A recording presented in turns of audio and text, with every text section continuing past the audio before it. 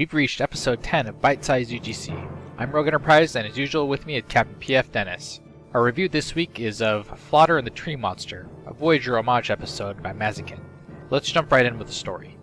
Your crew is directed to Risa for a little R&R, but upon arrival you decide that your time would be better spent socializing in a holo program instead. The program features Flotter, a favorite of Naomi Wildman during Voyager, a strong homage to the series.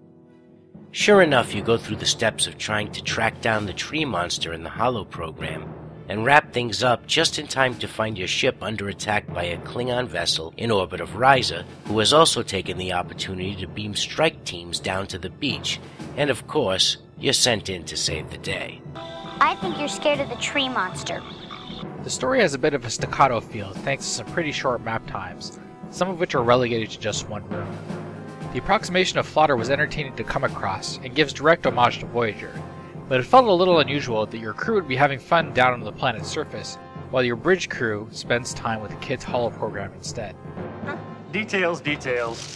That is a terrible plan. It's him! The dialogue was pretty brief for our tastes, usually about one sentence per window. Overall, it feels like a Flotter idea with a bit of a Klingon invasion tacked on for a bit of extra pew-pew. We gave story 2 stars out of 5. Moving on to map design. The author decided to go with a generic ship bridge for this mission, which is always a little bit iffy, at least for my partner here. And all the maps used are pretty much unaltered versions of the standard map types. Unfortunately, a few of the maps are one-objective wonders, which ended up throwing a few extra loading screens at us than we like. We gave map design 2 stars out of 5. Let's move on to tech. Most of the techniques used in this mission are pretty standard.